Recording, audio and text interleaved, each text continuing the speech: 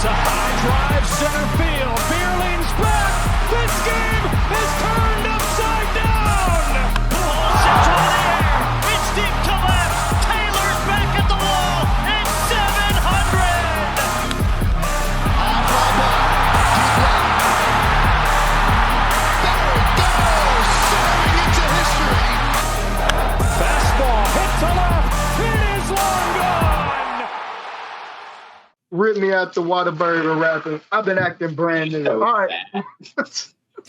What's up, everybody? Hold on, my phone dropped. What's up, everybody? Welcome back to another episode of Swing for Contact. I am joined by my fellow co-hosts, Jonathan, Elijah Ramey, and Aiden Bartholomew Norton. How are we feeling today, guys? Just watched the Texas Rangers clinch their wild card round, which I know makes you two boys so very happy. Yep. I wanted to read some texts that I got from some of the people in this room a couple days ago, if I could have just a moment. Yeah, this is absurd. I said, "Welcome to the dance, boys. Noah, can't wait to get bounced in 2 games. Blank Houston, blank this sport. Can't even enjoy the Cowboys game. F you and whatever Oregon doesn't work. Die slow, MFer." Bro, I was mad, okay? We do things as humans sometimes that we regret afterwards. And they just bounced the Rays 2 games later. Welcome to the dance. Look, yo, those Dr. Pepper drinks are fire. They're pretty good. They're better than the regular ones. But yeah, we all say and do things that we regret, and The heat of passion. to say I'm sorry is a big understatement, Remy. I remember one time you told me that I was a fat bleep during football season, and then you did unspeakable things to me. I'm kidding. I do want to bring something up that kind of pissed me off about this Ranger series. Really? So when I say on a podcast that has 20 viewers max, I'm going to bomb Fenway, it's a problem. But the ESPN announcers can say they're going to blow up Tropicana, and the world doesn't bat an eye. Can we get a quote? I didn't take it out. Like, I left it in. Oh, I haven't watched the video. I even posted it on like TikTok, that segment, because I thought it was funny. Out of the blue. Can we go, but since we're calling out Noah for his comments, can we call out a Ramey one real quick? Yeah, hit me. Rangers just stepping on throats like I wish my woman would do from time. That's what today was, man. They stepped on their throat and killed them. I mean, but what is that even supposed to mean? Like, I don't. One day when you're older. I was in class when you. Wait, no, I wasn't. I was on my way home from class, and I almost wrecked my car because I saw you saying that, bro. Just out of pocket, man. Out of pocket. Aiden, Anyways, bringing out my personal life into this. I appreciate that. It's a good day, man. I don't want to hear it. You just blasted me for the whole world to hear, because the whole world has saved my life. Let's pause before we get into the playoff talks real quick. I just want to round out the teams that did not make it just real quick for 5 minutes, because I broke it down into like tiers here, and I wanted to get your guys' thoughts real quick. Seattle, the highest winning team that did not make the playoffs, 88 wins, just missed it. Did you see what their GM said about their 10-year plan? He's like, if you try to win 54% of games every year, you know, more than likely you'll be doing good or whatever. And he's like, thinking about the World Series is probably why we didn't make the playoffs this year. I'm sure the Dodgers think about winning 54% of the games every year, and they just gets to 100 on accident. The logic was like, well, if you win 50% one year but 60% the next year, then that 60% are the years that you try to win, and when you only fall to 50%, you just toss them up to being like, oh, sorry, we didn't get it done this year.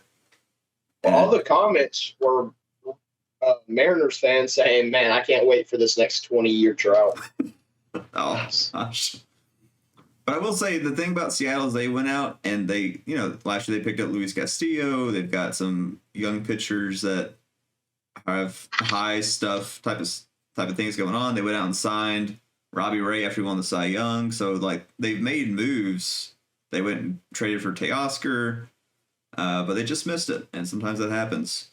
My almost good tier was the Chicago Cubs and Cincinnati Reds. They were almost good. Not quite good enough to get to the dance, but they were almost good. My two almost good but toxic environments are the Yankees and Padres, both at 82 wins. Who knows what's going to happen with those organizations at this point. My what's the plan tier, San Francisco, Boston Red Sox, Detroit Tigers, Cleveland Guardians, and Pittsburgh Pirates.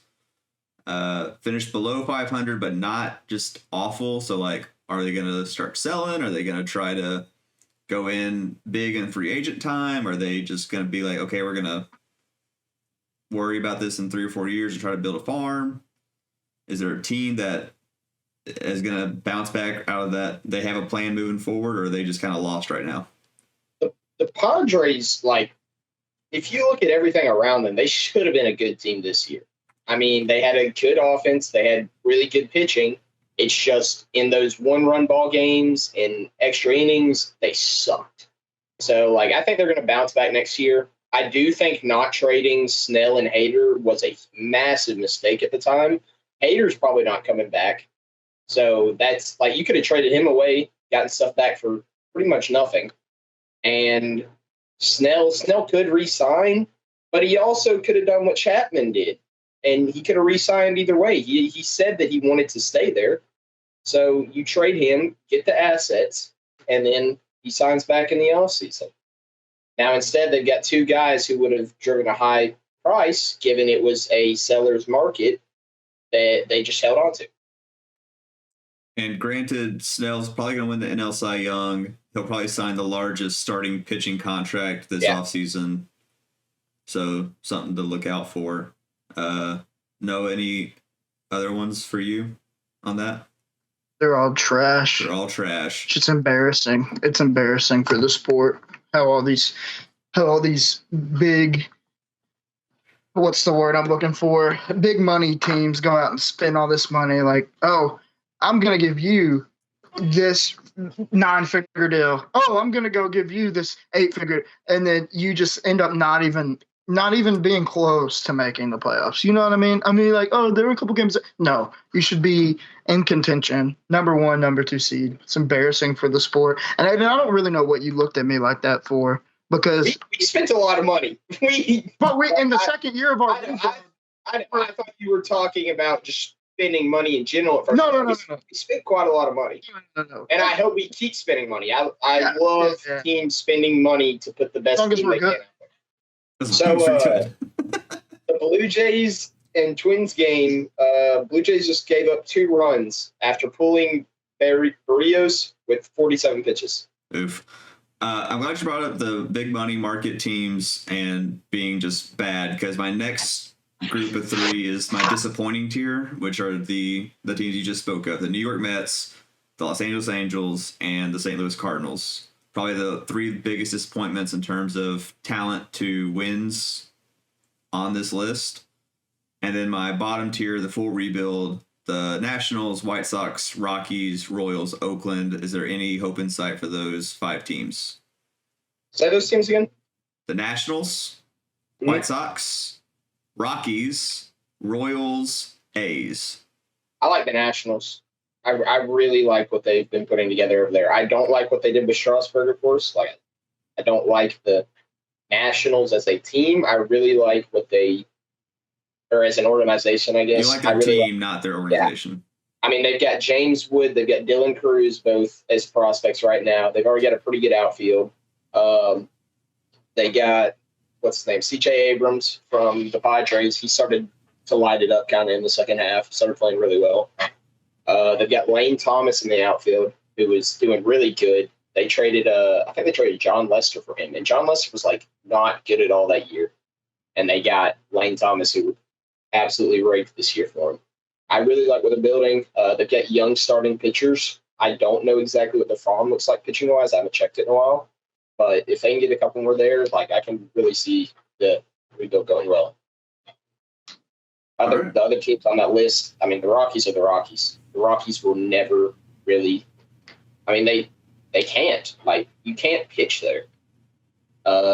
I feel bad for what's his name? Who's the pitcher that got drafted there? I don't even remember at this point. Athletics. I mean, they've got just Royals have Bobby Witt, Cole Reagans now, and Vinny Pascantino, and that's about it. Yeah, I think the Royals move is probably get those guys as high value as you can and then ship those guys out. And it's going to hurt to do it, but you're going to be able to get a lot more for them and be better as an organization for it. But I think that's with the rest of their roster construction, they're going to have to. But let's get into the wild card stuff. Obviously, we're recording this right as the Rangers and Rays series ended. I'm going to give you my spark notes that I wrote down before the game started, and then I want you guys to give me, as Rangers fans, your perspectives on these things. My first note was Heim is going to steal strikes for Texas. The matchup that I was interested to see was Yainer Diaz versus Nate Lowe. Simeon is the GoDaddy, but Seager's eyeing the MVP. So obviously those two guys at the top of the lineup are going to dictate how the series plays out. The wild card that I had was Arozarena loves tournament baseball. Does he have his World Baseball Classic kind of games, or does he have his September kind of games? No McClanahan, DeGrom, or Mad Max sucks. Will Glasnow and Eflin be too much? There was an obvious answer to that one. I expected home field advantage to play a little bit more into this. I had a 2-1 Rangers over Rays, but instead we got a 2-0 Rangers victory. But give me the Ranger fan perspective. Me first. No, you go first. I was reading Instagram chat that whole time. All right. Sure. I mean, with the Yandy and the first of all, I want to say this: Rays, screw you for sitting Yandy Diaz on the last game of the season and letting him for 18 up to that point, letting him take the AL batting title over Corey Seager. That's just a bunch of BS. But anyways, Yandy Diaz versus the Nate Lowe. We obviously saw who won that in the first game. Yandy Diaz just looked like crap. Am I wrong? I mean, it looked like me playing first base or something. Like, it was the defense was terrible. I'm not really sure. Well, nobody scored. But just errors completely destroyed the Rays. And like you said, you thought home field advantage would play a big factor in that, and it's embarrassing how many people were there for. I mean, great, you could use the excuse of, well, it's in the middle of the week at 2 p.m. Well, I mean, go look at Philadelphia. Go look at, Milwaukee. You know what I mean? The Twins are drawing a pretty good crowd at exactly 4 o'clock. like. Exactly. So hold up, I do want to say this. But my home field is more in lines of like the Trop is just a weird place to play, and not like the atmosphere, but just the Trop is weird. Baseball sometimes go there to die. The turf can play a little weird. It's just kind of a funky playing area. What's up, Aiden? So I'm arguing with that Rays fan that he was talking about. Of course you are. And he just blamed it on injuries. And I said, we had injuries too, man. And he was like, not 3 starting pitcher injuries. DeGrom, Scherzer, John Gray. Is that 3, or do I need to throw in Jake Odorizzi in that too? You don't have to throw in Jake Odorizzi in that. Like, as someone who's watched Jake Odorizzi pitch a lot in the last few years, like, you don't have to do that. And the other guy said DeGrom doesn't count. He only pitches 2 games this year. This is wild. All right, let's go to the Blue Jays Twins, because this game is active right now. They're in the top 5th. Minnesota's up a game already, and they're up 2-0 right now. My notes for this one, man, Vladdy, is it time for him to have his coming out party? And so far the answer is no. My matchup to watch was Correa versus Bichette, and did y'all see the play where Correa crowd the ball to the right, threw Bichette out at home, and just like, well, advantage Correa right now on those. Bichette's up the bat right now with 2 men on, so prove me wrong. Chapman can earn his bag for this offseason, but I think the Blue Jays season comes down to, does October Springer show or does their lineup bust? And right now, Sonny Gray, Pablo Sanchez, looks like that lineup is busting. Like, the Twins were a team that, like, I thought since the second half they could really make a scare for going to the World Series. Their pitching is so deep, and then their lineup the second half is just great. I am a Royce Lewis believer. He is insane. 2 home runs, first 2 at bats, I believe. So we'll see where they go with that. I'm wondering what because the Blue Jays, this is kind of like you got to be there at this point. Their pitching is so good. They're hitting. Their lineup was supposed to be really good, and it's just not. Like, it's just failed. Yeah, right now Gray is 4 2/3, 6 strikeouts, 2 walks, no runs scored. Correa is 2 for 2 on the day with an RBI. This Twins team right now just looks better in every facet than the Blue Jays, which is unfortunate because I really wanted the Blue Jays to be good. I've wanted the Blue Jays to be good for a number of years now, and they just seem like they're like always teetering on almost good. I think the same thing this year. No, you got anything else? Nah, bro, that's it. All right, let's go to Miami and Philly for a second. Trey Turner, Bryce Harper, Realmuto, Schwarber. Phillies have star power. They've got lineup star power for days. Nola and Wheeler by themselves can win a series. The only way that Miami, I think, comes in here and does really well is Arias is the spark plug, and Jazz takes his 2020 and just drops bombs in the wild card game. So far, that has not been the case. The Phillies are up 1-0 going into game 2, and I had a Phillies 2-0 sweep over Miami. Anything different from y'all? I mean, I kind of figured the same thing. I think it's cool how the Marlins made the playoffs with the roster they have. I mean, it's better than it has been in past years, obviously, but it's just a cool treat for Miami. But I fully expected them to get bounced in 2 games. So, Anything else? Nah, I expected Philly to win it. Them not having their ace pitcher kind of hurt. Luzardo was okay for a little bit, but he's not enough to calm down that Phillies lineup. Our last matchup, Arizona and Milwaukee, a battle of pitching and defense is what I wrote down, and instead they had an absolute slugfest back and forth game yesterday.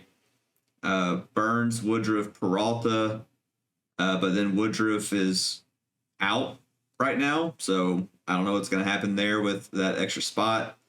But with Arizona winning game 1, they now have Zach Gallen going for game 2. So I had Milwaukee actually winning this 2-0. I thought the pitching was just going to be too much. But now getting Gallen for game 2 after you win game 1, I think this is now Arizona's series to lose completely. I think they walk away with it tonight. No, yeah, that's a good point. If I'm being honest, I really didn't care about this series because who cares about the Diamondbacks and the Brewers? But, I mean, I guess just looking at it from my eyes, you would take the Brewers. But, I mean, like you said, if they have Zach Gallen, who just absolutely shuts down every team he plays, like, consistently, and I'm not really sure that the Brewers have a lineup that could, piece him. I mean, he's done it to the Rangers this year. He's done it to the Astros. He's done it to multiple teams that have potent lineups. So, buddy of mine I sent me would like to know. Oh, my bad. No, go ahead. He hasn't been very good lately. Like, did he pitch good in that game against y'all? Yeah. Because before that, he had like in his last 7 starts like a 4-point. We won that game 1-0, and we won it not off of Zach Gallen. Like, that was probably his best game in like his past 7-8 games or more. Like he had started to struggle near the end of the year. But he still has that in him. Like I think he's still a dog. I think he shuts down the Brewers offense today. My buddy sent me this text at 9:30 today. He says, every year it seems the Brewers are trying to complete a challenge of make it to the postseason with the worst batting lineup possible. And just like they keep downgrading their offense and like, okay, how bad can we be and still make it? And that kind of feels what they're doing. I mean, really the only bat you fear Contreras a little bit, you fear Yelich a little bit. Everybody else, you're like, we'll take our chances. And with Gallen on the mound, I think that those chances fall to Arizona. So I had a Brewers win with pitching, but now I've flipped that completely. I think I was totally read that wrong. Other teams, obviously Texas moving on right now. I'm not going to classify the other wildcard teams just yet, but out of the Braves, Dodgers, Astros, Orioles, and now Rangers, who are the 5 players you guys think are the most important players in winning the ring? I'll go first. Go. Okay. Are we just doing it for each team or what? Yeah, each team. One for each team? Okay, obviously Seager for the Rangers. That's what I wrote. Astros, who'd you put down? I wrote Altuve, and I'll tell you why in a minute. I'll put Jordan. Yeah. I think he's a pretty important piece. With the Orioles, obviously, like, Rutschman. I mean, I don't know anybody else on that team besides it. Like, I don't know.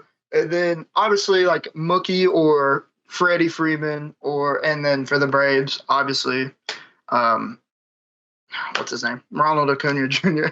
Yeah, I think those are the obvious picks. Hey, you got anything different? Rangers.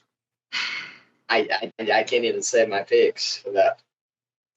I want to say a pitcher, but I'm not going to just because the lineups are more important. I'll go Seager too. Astros, I'm not going to go with a player. I'm going to go with Dusty Baker. Like if he doesn't throw out stupid lineups, like the Astros are going to be pretty dang good. But if he's out there saying, one thing I've never understood, having a personal catcher, like I feel like that hurt my ego so much as a pitcher that I can't pitch unless I have a certain catcher back there. Like, pitch to whoever's back there. Stop being a little wuss.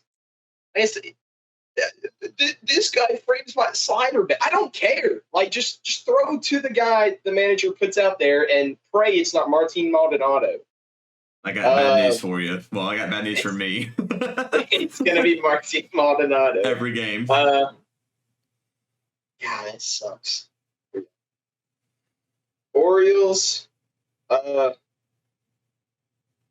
Kyle Gibson. Nah, who's closing for them right now? Is it Cano? Cano or Castro. Okay. I'll go Orioles, Cedric Mullins. He's got to hopefully pop off for them. Actually, not hopefully. Scratch that. He's about to go over 30. But you think he's the most important player right now for them to succeed. Yeah. I think if he blows up, it could really help them. And then in the NL. Braves, I'm going to go Strider because I know Max Fried is going to lock it down. But can Strider pick his stuff up? Can he go out there and be dominant, not just strike people out and give up 3.8 runs a game or whatever? What's that? Like that'd be huge for them. And then the Dodgers, a bullpen. I'm just going to go the entire bullpen. So it's been shaky this year, I believe. Not like Rangers shaky, but they definitely have question marks at pitching. I went Altuve for the Astros simply because I want to see him get that Ty Manny Ramirez home run spot for postseason home runs, and B, when he does not play well so far this year, the Astros have looked like absolute garbage on offense. So playing at home worries me a little bit these next two series, hopefully, because that could be dangerous. Speaking of which, home field advantage lineup right now. So the Braves secured home field advantage all the way through the playoffs if they keep winning. The second would be the Orioles. They have home field for the American League. The Dodgers would be third. The Rays just got bounced, so I can cross them out. The Brewers might get bounced here. And then there's a fun little three-way tie between the Astros, Phillies, and Rangers. So Astros, Rangers, Astros have tiebreaker. Phillies, Rangers, Rangers have tiebreaker. Astros, Phillies have tiebreaker. So, I mean, that's huge for us if we can play y'all at y'all's home. I mean, that's yeah. that's I'd the rather go dream play in Globe scenario Live. at this point. I would much rather go play in Globe Live. So I just saw something on Instagram pretty interesting. Y'all mind if I give y'all this lineup real quick? Former Oakland Athletic players in. Yeah. Starting pitching: Sonny Gray, Jesus Luzardo, Chris Bassett, Cole Irvin. First baseman Matt Olson, second baseman Max Muncy, shortstop Marcus Semien, third baseman Matt Chapman, catching Sean Murphy with Jonah Heim backing him up. The bench players would be Jace Peterson, who looks like what's his name? David Justice from Moneyball. They're identical. Josh Donaldson, Christian Bethencourt, Joey Wendell, and then Ernie Clement. Okay. Ernie. The bullpen would be Jesse Chavez, Blake Trinan, Andrew Chafin, Joel, I'm not saying his last name, AJ Puck, Danny, I'm not saying his last name either, Shintaro Fujinami, Kendall Graveman, and then Jake Diekman. What's great on the A's? They've had every player, it seems. That is I didn't even say the outfield. The outfield was Grossman, Pache, and then Mark Canna. A little bit weaker outfield than infield. Yeah, that infield is very good. Let's talk about the DS matchups real quick. So going to the ones and twos. The Braves, best lineup in baseball. I mean, it's probably 1A, 1B between the Braves and the Rangers, I'd say. They're the two best offenses. How far will Max Fried and Strider go in these games? Like you were bringing up Strider. Feel good about Fried, but can Strider go 6 innings of complete pitching? Like, can he go out there and be a really good pitcher and keep runs off the board for 6 innings plus? I worry for them if they have to play the Phillies. Like, their starting pitching injuries are starting to rack up. They've got Fried and Strider, but I really like the Phillies pitching coming into the playoffs.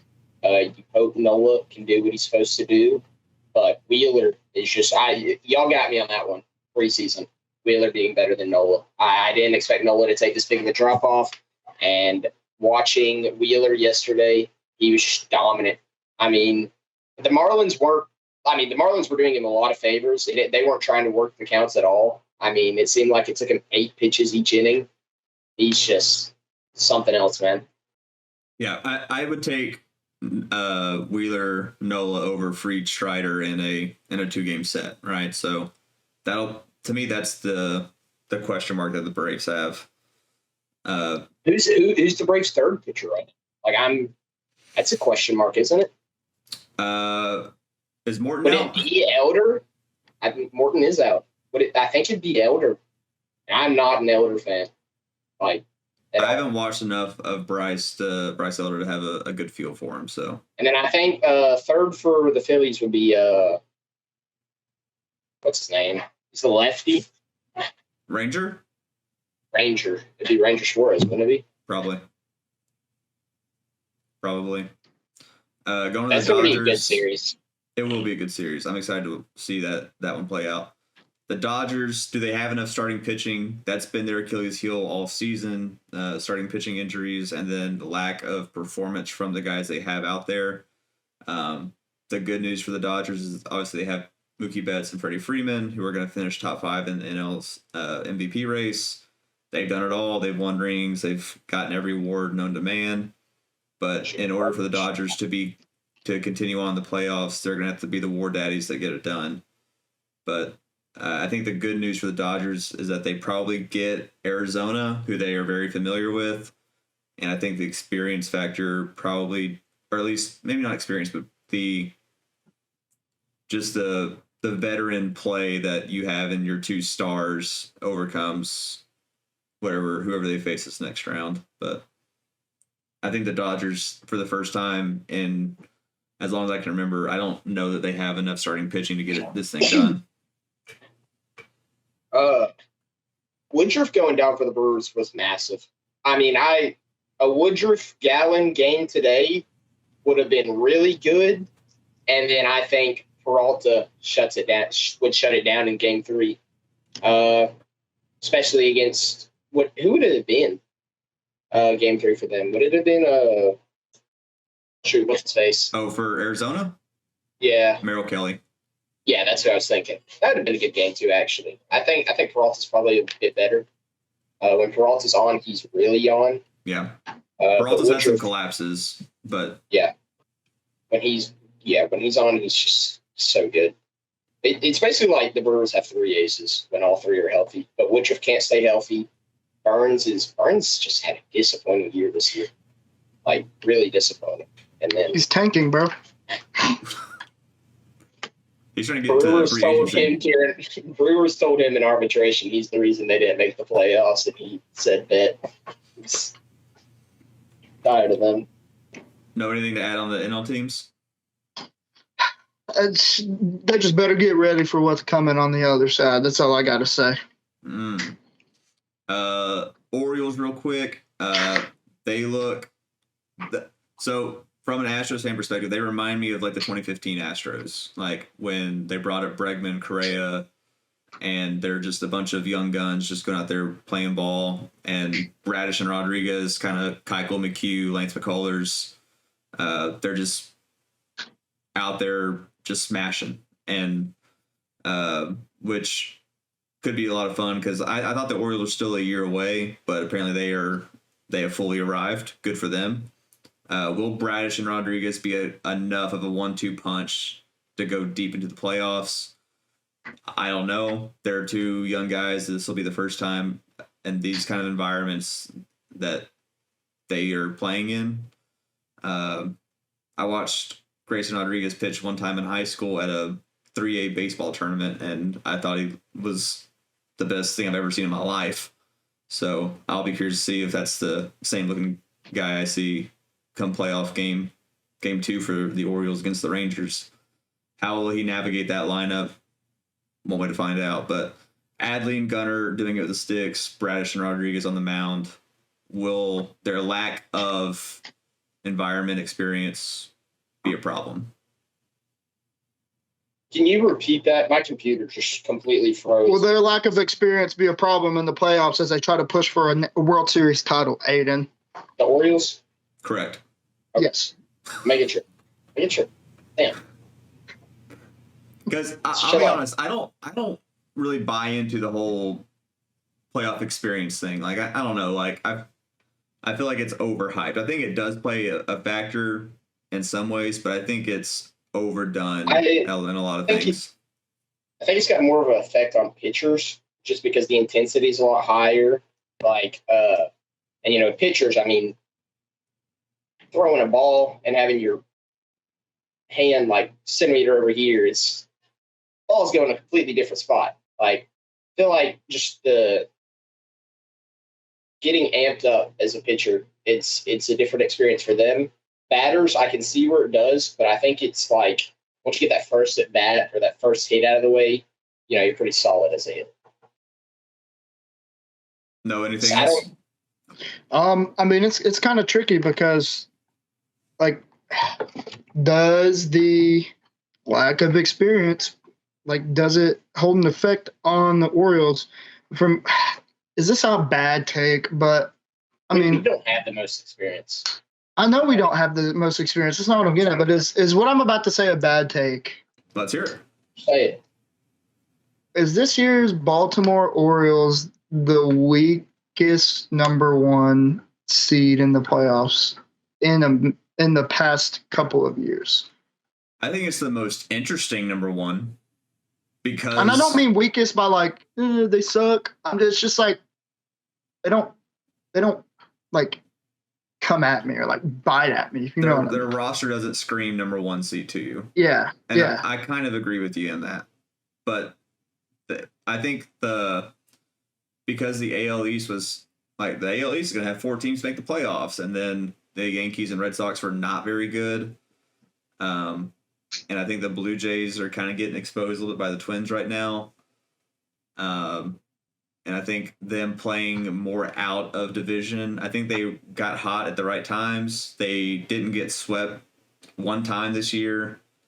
They haven't been swept since like May of last year. Like they've got a long time. Since Adley Rutschman has never gotten swept in his career. Right. And so that's the stat.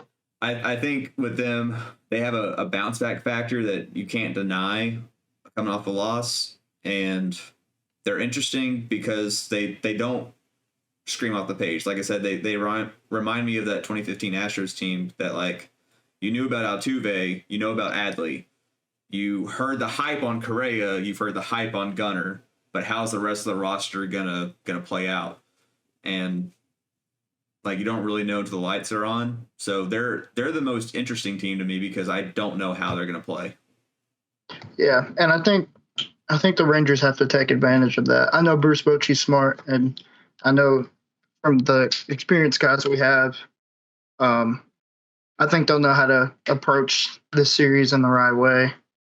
Now the real question is if they'll execute that. I think Garver's hurt. Like, it's all right. We got Robbie. Robbie, my boy.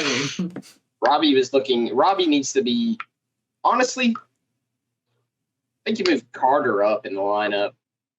But like you can't keep Grossman in the 3-hole. I don't think if he's going to be playing, you can't have him in the 3-hole. You need him at the bottom because you saw Seager get intentionally walked. Like they're pitching around Seager, and he needs that protection. Yeah, Robbie was mostly batting what, 7th? Round 7. Yeah, somewhere in that round. But like half of September when he's been starting, he's been like in the 3-hole instead of Lowe or Young or whoever. Because when he would start, it was against lefties, and Lowe was our usual 3-hole. I really like the move for Lowe to the 5-hole, and Young to the 8 has been working out pretty well for him. He was in a bad slump, and he kind of, if he could have gotten out of that this game, he went 3 for 4 with like a triple and 2 doubles, maybe. I don't remember. If he can get out of the slump now, that's good. Leote's been hitting the ball really well this postseason so far. Carter, of course, is like 6 of 7 for on base. So who do you want in the 3-hole? I'm thinking Carter. I don't up all the way. There's not a person on this team that takes a better at bat than Carter. Okay. He may not have the pop, which he's not supposed to have the pop.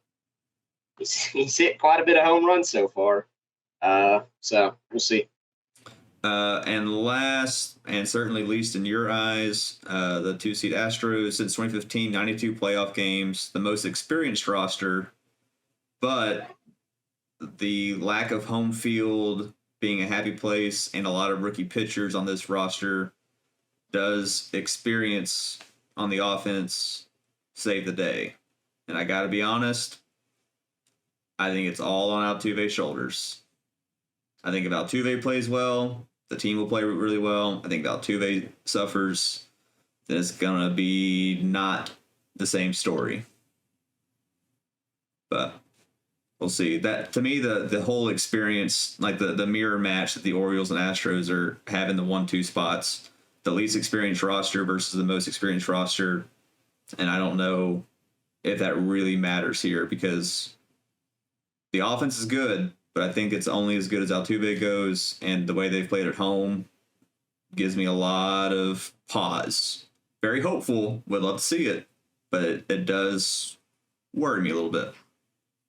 So I was checking Grayson Rodriguez out because, we were the team that sent him to the minors, like when they went back. So that game, he went 3.1 innings, gave up 8 earned runs with 3 home runs.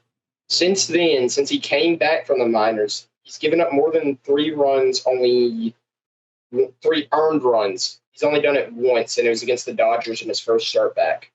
Since then, he's gone 5.2 with 2 a couple times. He's been really good. Boston was his worst recent start, where he went 4.1 innings with 4 runs given up, but only 2 runs. So that's going to be interesting. It will be. My last topic from my end, I just want to give a good tip of the cap to Miguel Cabrera, who ended his career the other day. His final slash line in his career, 306, 382, 518, 511 home runs, 1,881 RBI, 74 hits, 2-time MVP, a Triple Crown winner, 4-time batting crown, 12-time All-Star, 7-time Silver Slugger, 03 World Series winner, and I'm guessing y'all were maybe just a little too young to appreciate like the 2010 to 2015 peak that he had. But like you've seen kind of how bad he's been at the plate the last 2 years, and for him to still have a 306 batting average and a 382 on base, I just like the dude was an absolute animal for his entire career. But that 2010 to 2015 run that he was on was some of the best hitting I've ever seen in my life. And so if you've never watched Miguel Cabrera like at his peak, take 10 minutes to go watch some videos of him during those times. The 10-year extension Detroit gave him, like, it was definitely a bad contract, right, though. Oh. Like, we're going to go ahead and say that, right? Like, yeah, like, listen, that contract was based on, like, hey, here's what you've done for us over the time that you've been here, so we're going to extend you for way too long. Probably should have been like a 6-year extension at best, and good for Miguel for getting a 9-year. But, yeah, definitely should not have been what it was. Did he sign there on free agency in 2008, I'm guessing? I believe that was part of the first, well, I guess technically the second Florida fire sale. Fire sale? Okay. I was checking. The Marlins won it in 97, sold everybody. Yeah. They won it in 2003, were kind of middling for a few years, and then sold everybody that they still had after that. And I think he was one of the big piece in that second fire sale. Sweet. So what about you think Joey Votto is going to call it, or I think he's got another year in him? Does Cincinnati want to bring him back? I think is the bigger question, more so than I think you should. I in terms of bringing him back, I think he had a 700 something OPS, which isn't bad for like a veteran guy that can sit there and like they got a lot of young people. It's a veteran that can come teach him. I mean, shoot, we've got Brad Miller as our veteran guy teaching these youngins, and he's got, what, a 600-something OPS? Like, the thing with Votto is that you can definitely platoon him and take advantage of his strengths and for another year and kind of not hide him, but, like, let him do what he does well in a very specific spot and not have him – you don't have to rely on him being, like, an everyday type of player. I guess the question is A, will he be – like everything I've ever heard about Votto is that how good of a guy he is. So I don't think it's like he won't be happy in that role, but like when it comes time for that role to actually be on him, how's he going to respond to that full time? And I think based off this year, it would be fine. But does he want to be in Cincinnati? Do they want him in Cincinnati? And is he okay with a part-time role? But I think as a platoon guy, part-time guy, then he definitely has a spot on several teams, and I think they should make a play to bring him back. But that's what I say. I don't think he leaves the Reds. Like, he's either coming back to the Reds or he's retiring. I don't think there's another team out there for him. He had a 7. I just checked it. He had a. And will he take a pay cut to do it? 747 OPS. He had a 98 OPS plus. So that's 2 below league average.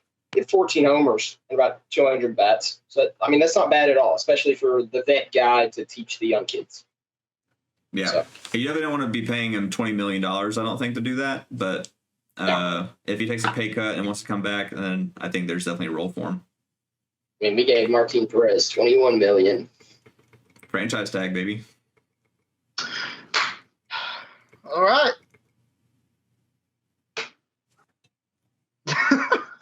Playoff baseball. Sir. I think my mom's calling me. I gotta. All right. Well, yeah, we'll cut it off. No, it's. Thank you guys for tuning in to another episode of Swing for Contact. If you haven't already, go check out our socials. Go watch all the past videos. Go check out our TikTok, everything like that. Aiden's got nothing to say. Ramey's got nothing to say. I haven't been able to see him this whole podcast episode because the glare bouncing off of that cranium has just been blinding. Anyways, just kidding. All right. Thank you guys for watching. We'll see you next week. Boom, boom, boom, boom, boom, boom, boom, boom, boom, boom. How did you get to confetti? Where is that from?